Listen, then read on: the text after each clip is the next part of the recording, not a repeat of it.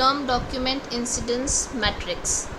तो यहाँ पर इंसिडेंस मैट्रिक्स के बारे में पता है आप लोगों को, उसके साथ ही आपको टर्म्स के बारे में भी पता है और डॉक्यूमेंट के बारे में भी पता है। कल की क्लास में हमने इसके बारे में चर्चा की थी। Yes ma'am. हाँ, टर्म क्या है और डॉक्यूमेंट क्या है, अब इंसिडेंस मैट्रिक्स क्या है, ये तीनों जो हमारे टोकन्स यहाँ पर बन रहे हैं, तीनों चारों, सभी चीज़ों के बारे में, सभी टर्म्स के बारे में आपको अब अच्छे से जानकारी हो गई है, मतलब उसे अलग से समझाने की अभी ज़रूरत नहीं है।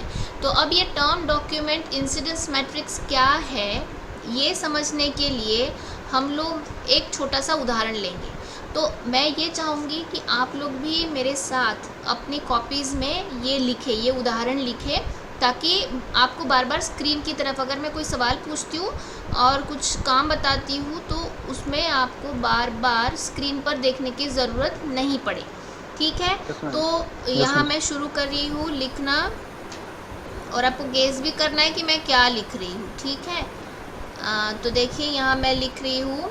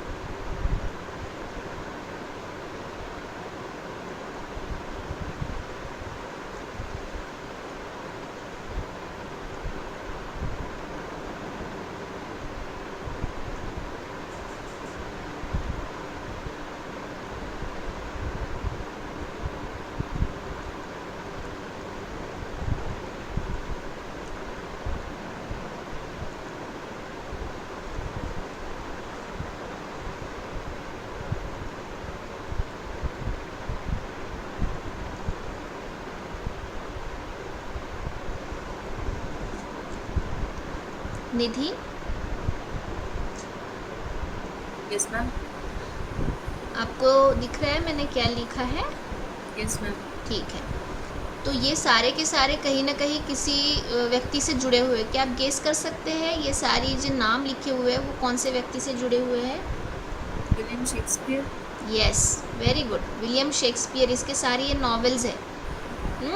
तो ये जो कॉलम दिख रहा है आपको, Antony and Cleopatra, Julius Caesar, the Tempest, Hamlet, Othello, Macbeth, तो ये जो आपको दिख रहा है ये सारे उसके प्ले के नाम हैं, मतलब जो नाटक उसने लिखे हुए हैं, तो ये सारे शेक्सपियर के प्लेज हैं। ठीक है? और यहाँ पर Antony, Brutus, Caesar, Calpurnia, Cleopatra, mercy, worser, ये उस प्ले में जो कैरेक्टर्स हैं उनके नाम हैं। ठीक है? अब देखो यहाँ मैंने कॉलम्स और रोज के टर्म्स में ये सारी एंटिटीज लिख दी है। अब मैं यहाँ पर लिख रही हूँ 1 1 0 0 0 1। तो हम इसे समझें, अभी समझेंगे कि क्या है ये 1 1 1 0 0 0 1। तो यहाँ पर 1 का मतलब ये है कि एंटोनी एंड क्लियोपात्रा नाम का जो प्ले है शेक्सपियर का, उसमें एंटोनी नाम का कैरेक्टर है। ठीक है? अब आप इंसिडेंस मैट्रिक्स के टर्म्स में इसे इमेजिन करेंगे, नोड्स और एजेस, राइट? तो जैसे कि मान लो ये जो है आपके एजेस है और ये है आपके नोड्स, तो आपके जो नोड्स है और आपके नोड्स और ये जो एजेस है उनके बीच में कनेक्शन है। इसका मतलब क्या है? ये यहाँ पर 1 है। तो ये जो डॉक्यूमेंट है, देखो ये प्ले मतलब डॉक्यूमेंट, एंटोनी एंड क्लियोपात्रा ये जो डॉक्यूमेंट है, इस डॉक्यूमेंट में ये एंटोनी नाम की टर्म एग्जिस्ट करती है या उपलब्ध है। हाँ, ये आया समझ में आप दोनों को? Yes ma'am. Yes ma'am. तो अभी ये 0 से क्या मतलब हो गया, द टेम्पेस्ट नाम का जो डॉक्यूमेंट है उसमें एंटनी नाम की टर्म अवेलेबल है, एग्जिस्ट करती है क्या? No madam. नहीं करती है, इसलिए हमने क्या लिखा है, उसे 0 लिखा है। तो हम इसे इसी तरीके से टर्म डॉक्यूमेंट इंसिडेंस मैट्रिक्स कहते हैं। ये जो पूरा टर्म डॉक्यूमेंट इंसिडेंस मैट्रिक्स है, ये जो क्रिस्टोफर मैनिंग की जो बुक है मैंने मूडल पर अपलोड करके रखी हुई है, उसमें से मैंने लिया है। ठीक, अगर आपको और भी अच्छे से उसे रेफ़र करना है तो उस बुक को खोलिए और आप बाद में उसे पढ़ सकते हैं। तो पहले हम लोग ये समझ लेंगे कि इसे हम कैसे रिजॉल्व करेंगे। तो एक एक करके मैं ये सारे रोज़ और कॉलम्स को यहाँ पर 0 और 1 के फॉर्म में फिल कर रही हूँ, और बाद में हम लोग इसके इंफॉर्मेशन रिट्रीवल कैसे करते हैं इससे, ये भी हम लोग देखेंगे।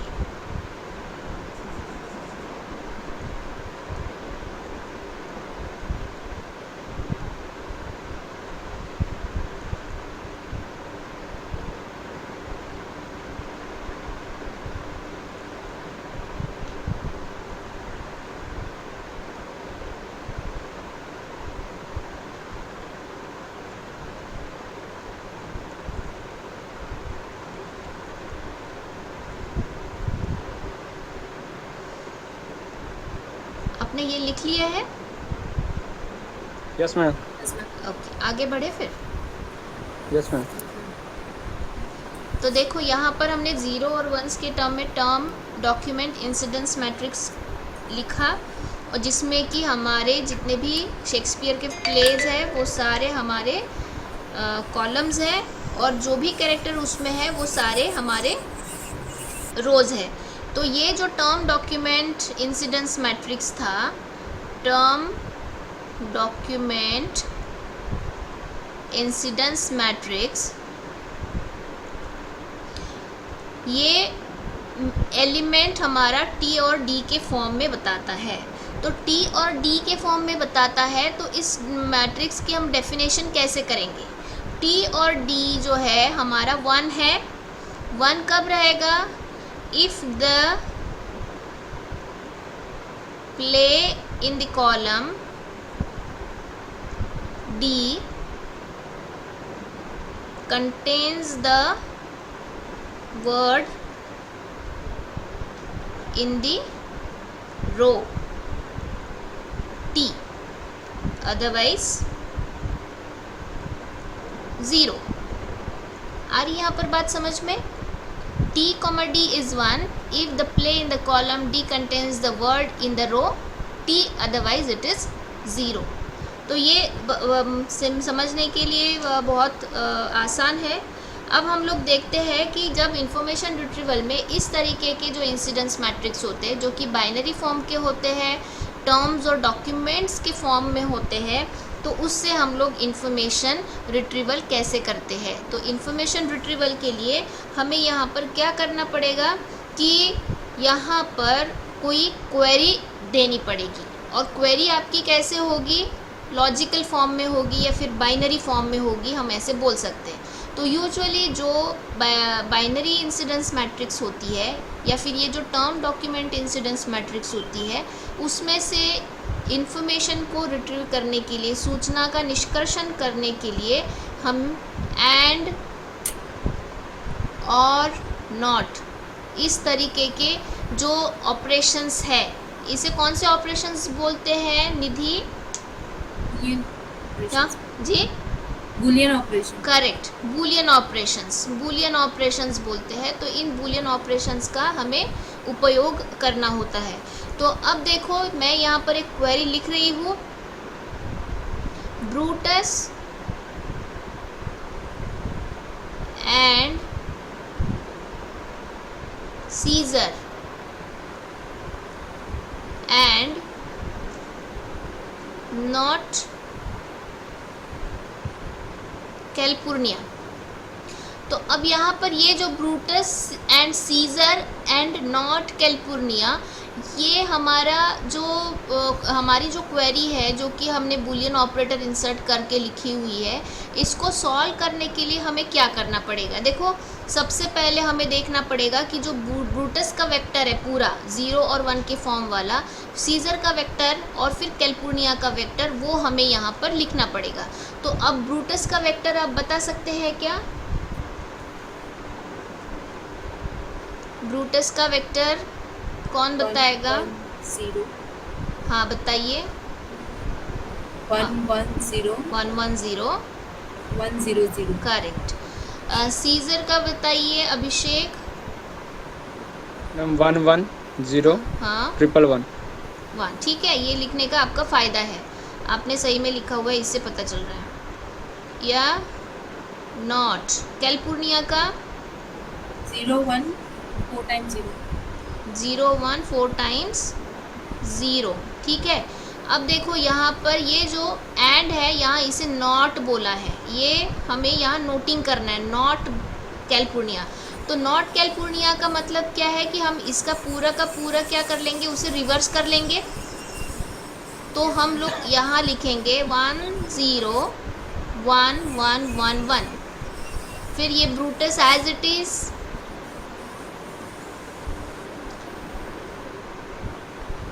और ये आपका नॉट का हमने इसे रिवर्स कर दिया, नॉट का मतलब है 1 0 1 1 1 1। तो अब हम लोग यहाँ क्या करेंगे, हम यहाँ पर बूलियन ऑपरेशन करेंगे। अब बूलियन ऑपरेशन का रिजल्ट आप बता सकते हैं दोनों भी मुझे।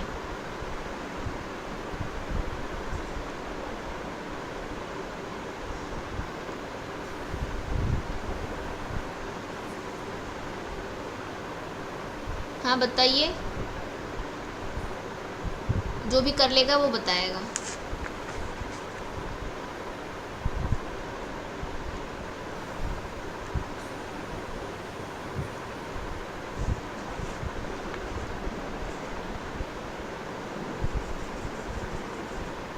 हाँ अभिषेक हो गया है।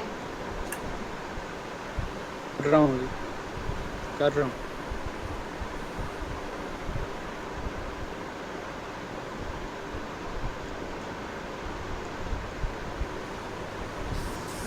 देखो एंड ऑपरेटर इसलिए बहुत आसान है, इसका जो लॉजिकल बूलियन ऑपरेटर एंड को हम लोग कैसे लिखते हैं,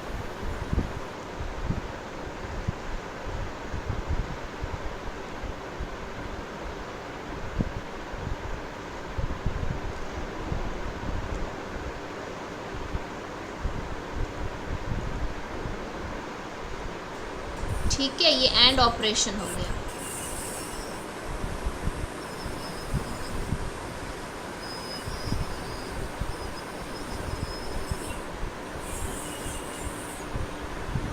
इतना समय लग रहा है आप लोगों को?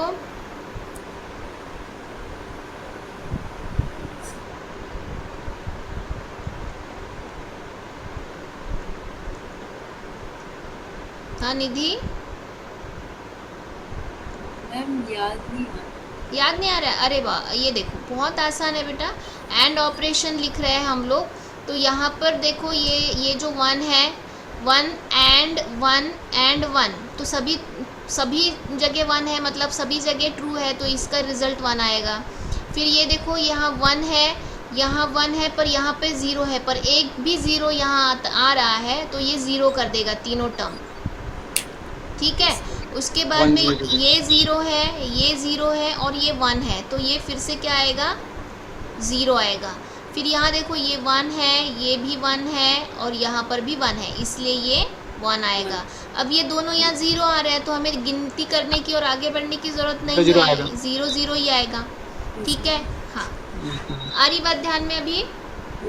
हाँ, तो अब ये देखो यहाँ पर ये जो हमने वेक्टर हमें मिला है 1 0 0 1 0 0, तो ये 1 0 0 1 0 0 मैं सिर्फ एक रेफरेंस के लिए यहाँ पर लिख रही हूँ। हमें जो वेक्टर मिला है वो है 1 0 0 1 0 0, ठीक है।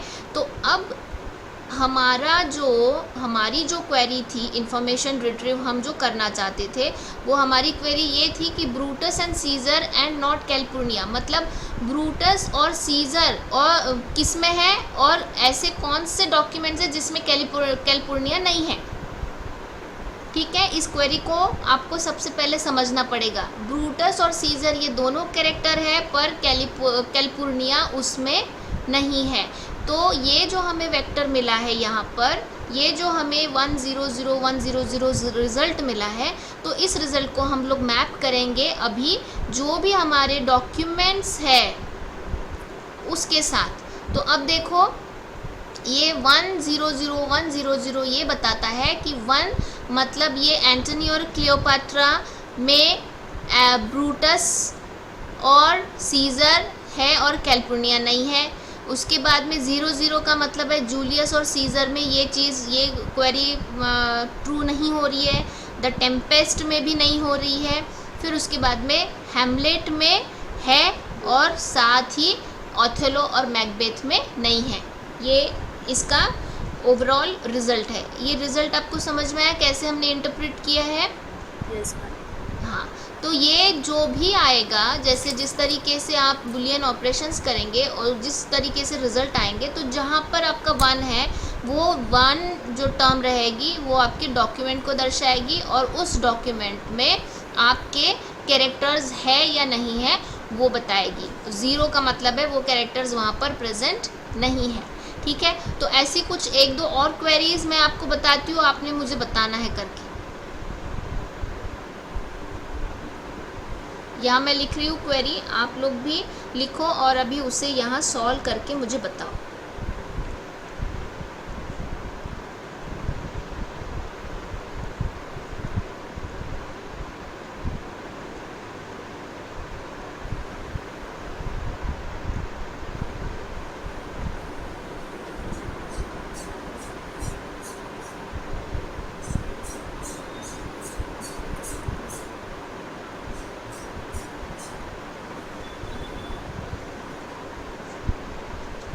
हाँ निधि, पढ़ो तो बेटा।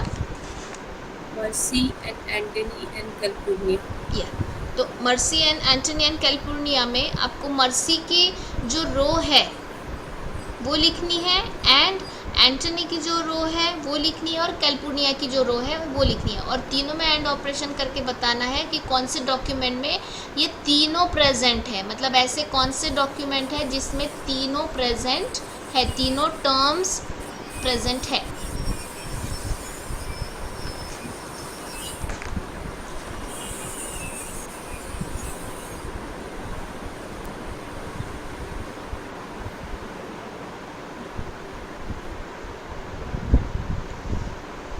0000 0000। हाँ, ये देखो, ये बहुत आसान सा तरीका है।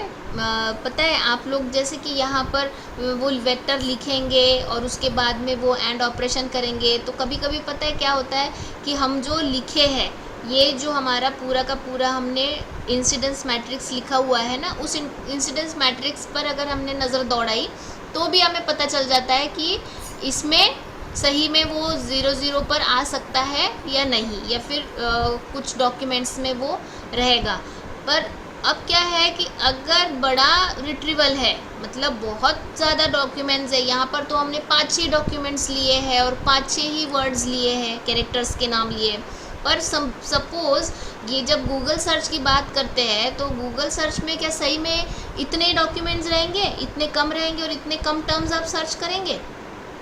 ये नहीं है। ये जो है ये रियलिस्टिक प्रॉब्लम नहीं है, ये केवल और केवल समझने तक का ठीक है। और पहले भी क्या होता था कि बाइनरी जो रिट्रीवल है, बाइनरी रिट्रीवल मतलब जैसे ये टर्म डॉक्यूमेंट इंसिडेंस मैट्रिक्स हम बोल सकते हैं ना कि it is a form of a binary retrieval, मतलब 0 और 1 के फॉर्म में ही ये रिजल्ट देता है। तो अब आपको एक ध्यान रखना है, यहाँ पर हमने जब शुरू में इंफॉर्मेशन रिट्रीवल डिस्कस किया था, तो आपको पता है मैंने ये कहा था कि इंफॉर्मेशन रिट्रीवल क्या करता है, रिलेवेंट टर्म्स देता है, रिलेवेंट रिट्रीवल देता Yes, है। ma'am. हाँ, ये शब्द आपको याद होगा, हमने बहुत शुरू में ये सब चीज़ों पर डिस्कस किया हुआ है।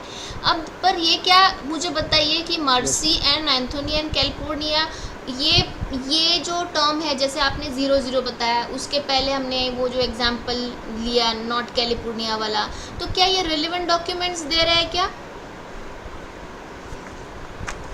हाँ निधि, मैम जितने दिए उसमें तो था। हाँ, थोड़ा ज़ोर से बोलो बेटा। मैम जितने डॉक्यूमेंट्स दिए थे उनमें तो उनका मेंशन था।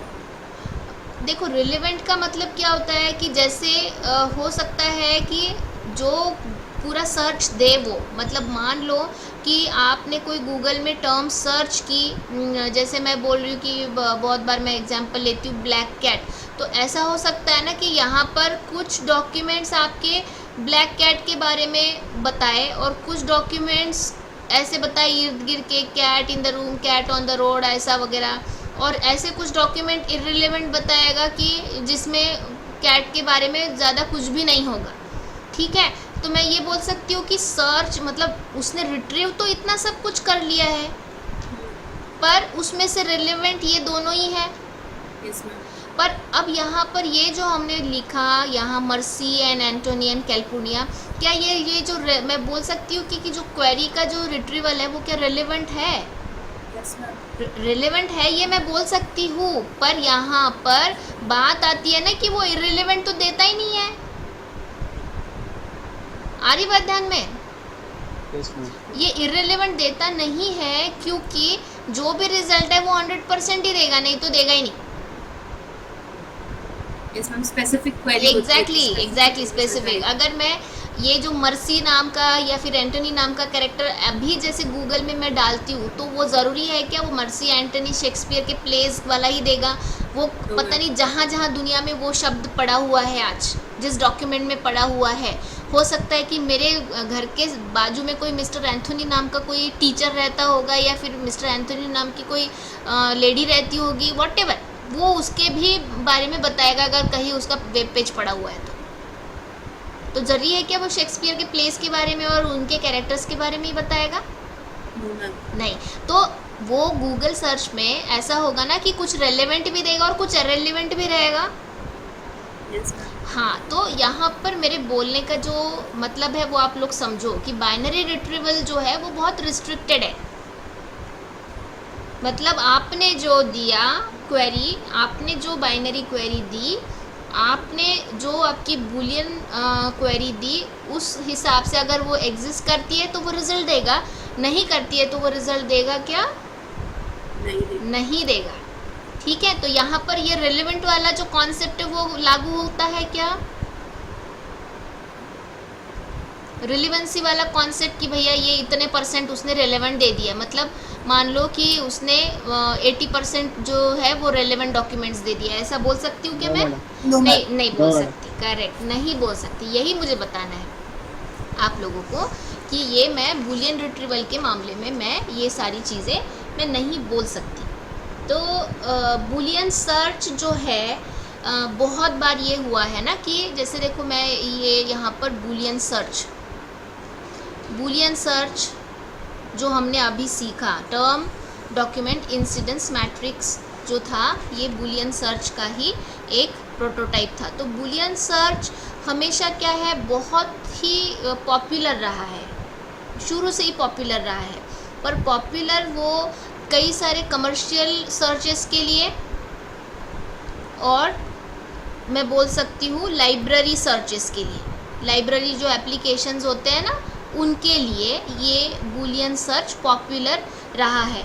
पर सही में अगर हम रियल टाइम सर्च करना चाहते हैं, मान लो रियल टाइम सर्च करना चाहते हैं, तो ये बूलियन सर्च हमें काम दे सकता है क्या?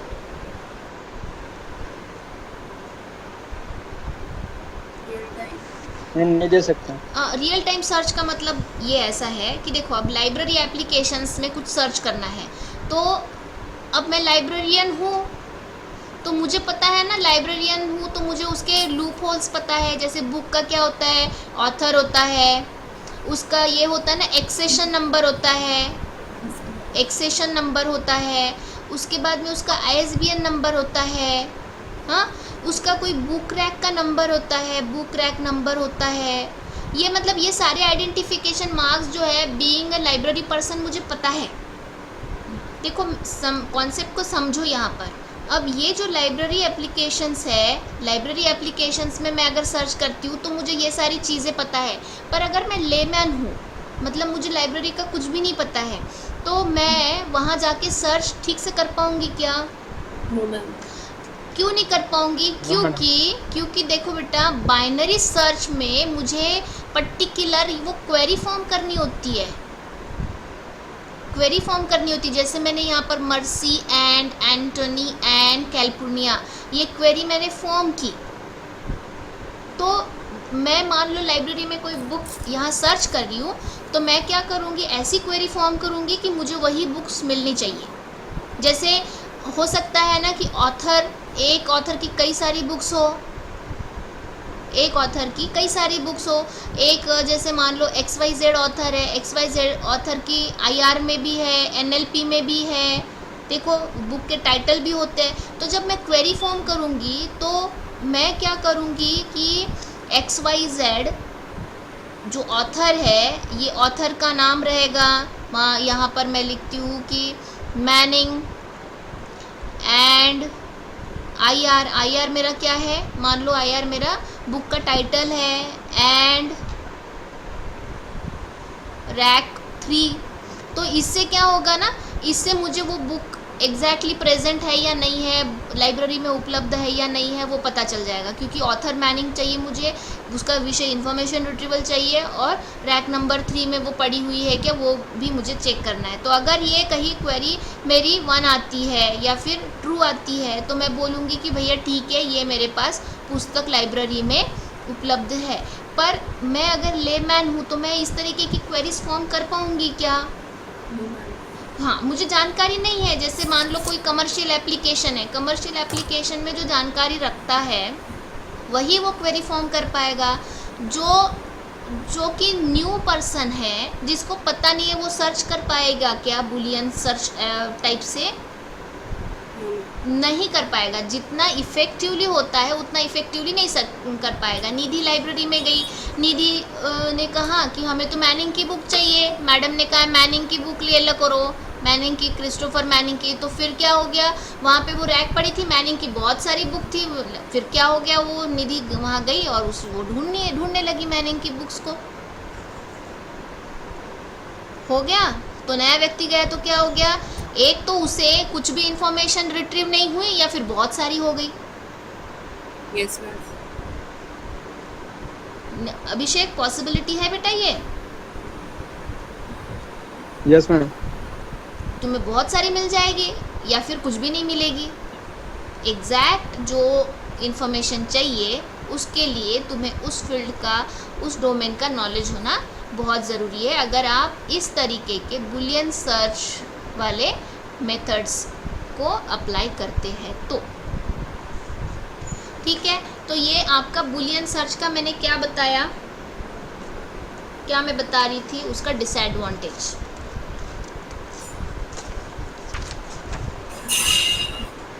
अब और भी कुछ डिसएडवांटेजेस है बुलियन रिट्रीवल के। मैम ये तो फिर ये हो गया ना, डेटा रिट्रीवल हो गया ये। बेटा डेटा रिट्रीवल होना या फिर इंफॉर्मेशन रिट्रीवल होना, ये जो है ना, ये सबसे ओल्डेस्ट कॉन्सेप्ट है रिट्रीवल का। ये इंफॉर्मेशन रिट्रीवल का सबसे ओल्डेस्ट मेथड है बुलियन रिट्रीवल या फिर बुलियन सर्च। पहले ये मेथड थी नहीं कि डेटा हम कैसे रिट्रीव करेंगे। हाँ, तो आपका अब देखो, जैसे लाइब्रेरी में से कोई बुक को सर्च करना, मतलब एक तरीके से मैं बोलूँगी मैं डेटा सर्च कर रही हूँ, पर एक तरीके से बोला जाए तो जो मुझे डेटा मिल रहा है वो मेरे लिए तो इन्फॉर्मेशन जैसा ही काम कर रहा है ना।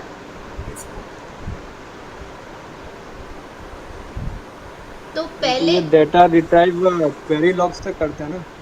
क्या क्वेरी लॉग्स से ही डेटा रिट्राइव होता है। Query? Query logs database storage. हाँ हाँ इसमें हाँ करते हैं हम हाँ लोग। हाँ, बिल्कुल बिल्कुल। तो पहले ज़माने में वैसे ही था ना। देखो, मैंने एक बार वो हिस्ट्री जो आपने ये करी होगी, यस मैडम, उसमें तो लिखा हुआ है उसमें किसी बुक के 100 बारे में। वेबसाइट्स थी शुरू में।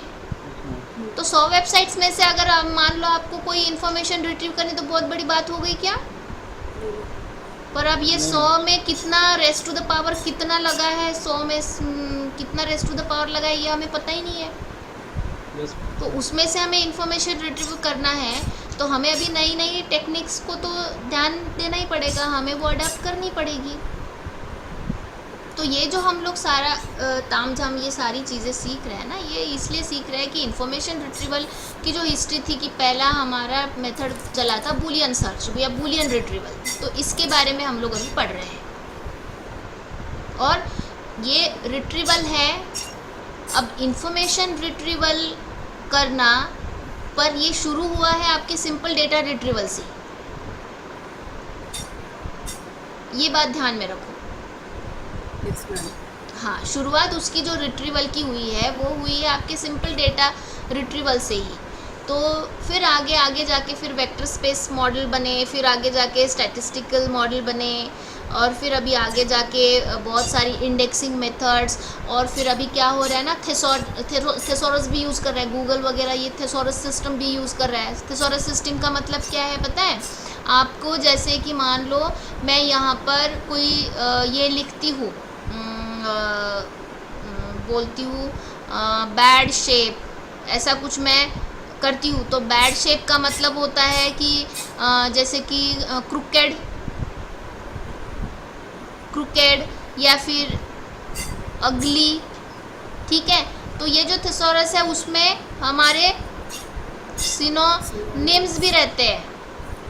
तो ये पता है बैड शेप के साथ साथ ये जो जहाँ जहाँ ये सारे शब्द है उस रिलेटेड भी सर्च वो दे देता है, और फिर हमें देखना पड़ता है कि हमारी सही में रिलेवेंट इन्फॉर्मेशन वो कितनी आ रही है। तो चलो ये तो बाद में हम लोग धीरे धीरे उसे देखेंगे। अब हम लोग जो डिस्कस कर रहे थे वो डिस्कस कर रहे थे बूलियन रिट्रीवल के जो प्रॉब्लम्स है उसके बारे में। तो यहाँ पर ये एक तो हो गया बूलियन रिट्रीवल का कि लेमैन वो बूलियन क्वेरी जो है वो सर्च क्वेरी ठीक से फॉर्म नहीं कर पाएगा। तो एक तो उसको इन्फॉर्मेशन कुछ भी नहीं मिलेगी, या फिर बहुत सारी इन्फॉर्मेशन मिलेगी जिसमें कि वो ठीक से ढूंढ नहीं पाएगा। फिर उसके बाद में दूसरा एक प्रॉब्लम है कि हम बोल सकते हैं जो उसकी क्वेरी है, जैसे मैंने कहा कि मैं लेमैन हूँ, मुझे नहीं पता है कि क्वेरी कैसे फॉर्म करनी है, तो जो एक्सपर्ट लोग हैं वही वो क्वेरी फॉर्म कर पाएंगे। अगर बड़ा डेटा सेट है, बड़ा डॉक्यूमेंट सेट है, तो उसमें मुझे अगर कोई पर्टिकुलर इन्फॉर्मेशन निकालनी है तो मुझे क्या करनी पड़ेगी, क्वेरी फॉर्म करनी पड़ेगी, और वो भी बड़ी लंबी सी कॉम्प्लेक्स क्वेरी फॉर्म करनी पड़ेगी। तो कॉम्प्लेक्स क्वेरी फॉर्म करना भी एक उसका एक प्रॉब्लम डोमेन है, प्रॉब्लम सेट है। और बहुत बार क्या होता है कि जैसे उस बूलियन रिट्रीवल में सिनोनिम्स हो गए या फिर पॉलीसेमी हो गए, ऐसे शब्दों को हैंडल नहीं किया जाता है। आ रही बात ध्यान में? मुझे कोई इन्फॉर्मेशन चाहिए, तो कोई इन्फॉर्मेशन चाहिए, जैसे मैं बोल रही हूँ मैं पानी पी रही हूँ, मैं जल पी रही हूँ, तो अब यहाँ पर बूलियन रिट्रीवल में पानी शब्द जहाँ आता है ना, वही फिर वो सर्च ट्रू देगा। जल के लिए तो देगा ही नहीं, पर जल के लिए भी उसने देना चाहिए या नहीं देना चाहिए? यस मैम, देना चाहिए। तो ये सिनोनिम्स वगैरह वाली जो चीज़ें है वो यहाँ पर हैंडल होती है क्या बूलियन रिट्रीवल में? वो मैम नहीं होती है, ठीक है। ये हो गया। फिर वैसी जैसे पॉलीसेमी है, पॉलीसेमी में क्या है, मीनिंग जो रिलेटेड रहते हैं उस तरीके के भी जो वर्ड्स है वो यहाँ पर हैंडल नहीं किए जाते। तो ये हमारा प्रॉब्लम है बूलियन रिट्रीवल का। फिर दूसरी चीज़ है कि एक यहाँ मैं लिख रही हूँ डाइकोटोमस।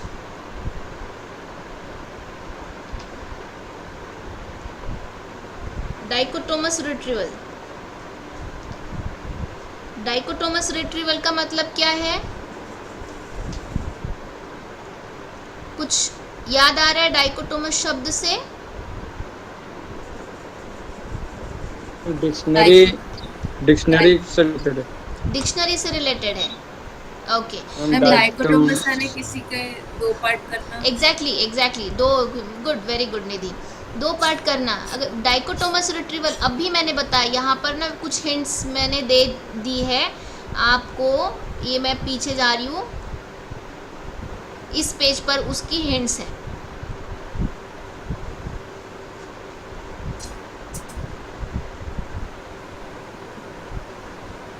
गेस किया आपने कुछ?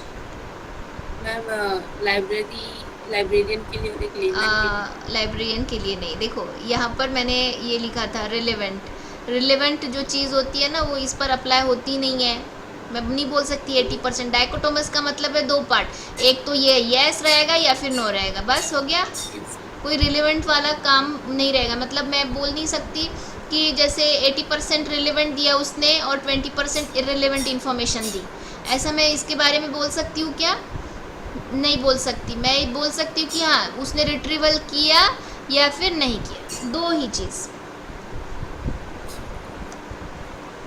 एक तो यहाँ जो भी हम लोग क्वेरी लिखेंगे, ये जो क्वेरी रहेगा वो क्वेरी सेट एक तो सेटिस्फाई होगा या फिर नॉट सेटिस्फाई। इसीलिए मैं बोल रही हूँ यहाँ पर डाइकोटोमस रिट्रीवल। तो यहाँ सेटिस्फाई या नॉट सेटिस्फाई। अब यहाँ पे ये नहीं बोल सकती मैं कि पार्शियली सेटिस्फाइड करके, ये बोल सकती हूँ क्या? नहीं बोल सकती। तो ये जो चीज़ है बीच वाली, ये मैं अभी जो सर्च हम करते हैं ना उसके लिए मैं बोल सकती हूँ कि भैया उसने 80% रेलेवेंट रिजल्ट दिया करके। पर मैं बूलियन सर्च में, बूलियन रिट्रीवल में मैं ये पार्शियल सेटिस्फाइड ये टर्म नहीं यूज़ कर सकती हूँ। एक तो मैं बोलूँगी कि क्वेरी सेटिस्फाइड हो गई है या फिर नॉट सेटिस्फाइड है, इसे हम बोलेंगे डाइकोटोमस रिट्रीवल। ये भी उसका प्रॉब्लम है। हाँ, इसमें कुछ चीज़ है जो नहीं समझी आपको? नो भाई। अब और एक प्रॉब्लम है जिसे मैं बोलूँगी unordered. Unordered result set. Unordered result set का मतलब है कि रिजल्ट जो भी आएगा आपका, रिजल्ट इज नॉट ऑर्डर्ड। अब देखो यहाँ पर जब गूगल सर्च करते हैं हम लोग तो उसमें होता है ना कि पेज रैंकिंग के हिसाब से, मतलब जिस पेज का रैंक बहुत बढ़िया है वो पहले दे देता है। मतलब पिछले कितने लोगों ने उस पेज को सर्च किया है उस हिसाब से वो हमें उसकी प्रायोरिटी देता है। मतलब फर्स्ट पेज पर वही होते हैं जो पॉपुलर सर्चेस में आते हैं। पर यहाँ बूलियन सर्च में जो रिज़ल्ट है ना उस तरीके से ऑर्डर्ड नहीं होता है। मान लो कि पेजेस रिलेवेंट है क्या, या फिर पेजेस रीसेंट है क्या, रीसेंट मोस्ट है क्या उस क्षेत्र में, या फिर ओल्डेस्ट है क्या, ओल्डेस्ट पेजेस या ओल्डेस्ट वेबसाइट्स है क्या। तो ये कोई जैसे मान लो कि ऑर्डर का कोई कंडीशन नहीं है। मतलब उसने जस्ट दे दिया अनऑर्डर्ड रिजल्ट सेट। ठीक है?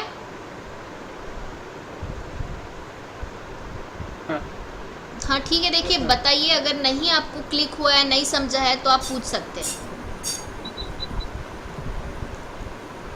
तो अनऑर्डर्ड में मतलब तीनों में से कोई हो सकता है, रिलेवेंट हो सकता है या रिसेंट हो सकता है या ओल्डेस्ट हो सकता है? नहीं, ऐसे नहीं बोल रही हूँ मैं। The result is not ordered का मतलब ये है कि आपने जो क्वेरी दी और वो जिस तरीके से उसने रिट्रीव किया तो वो उस रिट्रीवल रिजल्ट को ऑर्डर नहीं करेगा, इंडेक्सिंग प्रॉपर नहीं करेगा। मतलब मान लो यहाँ पर कुछ पब्लिकेशंस, आपने एक चीज़ यहाँ ढूंढी, हिस्ट्री ऑफ आईआर।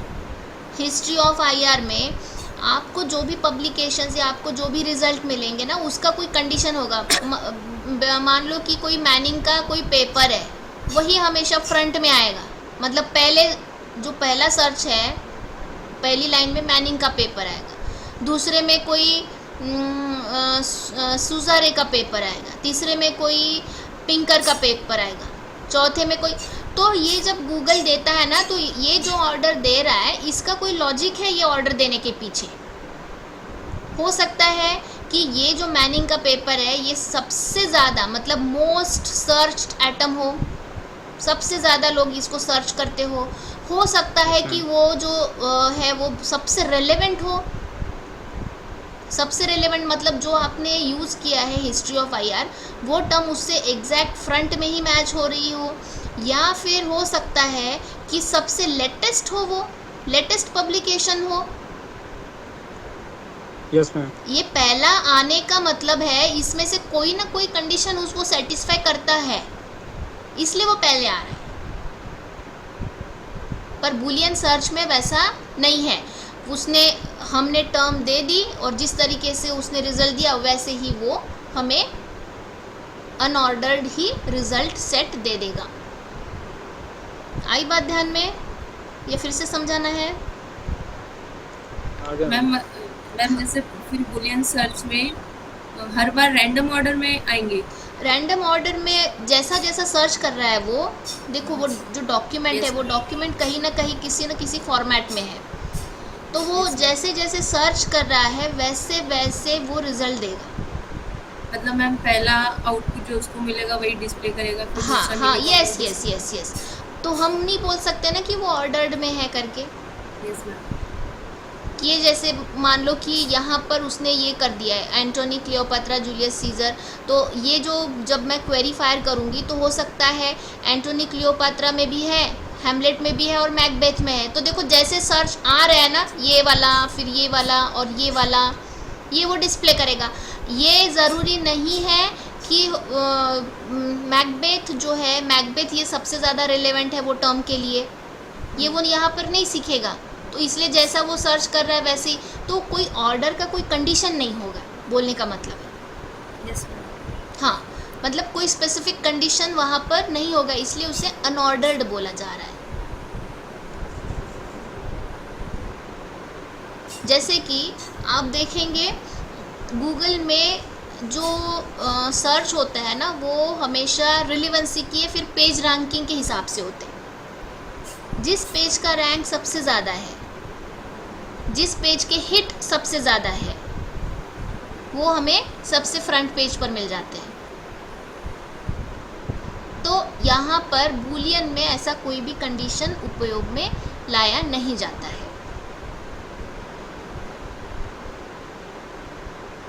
ठीक है, आगे बढ़े या फिर अभी इस पर और कुछ डिस्कस करना है हमें? No ma'am.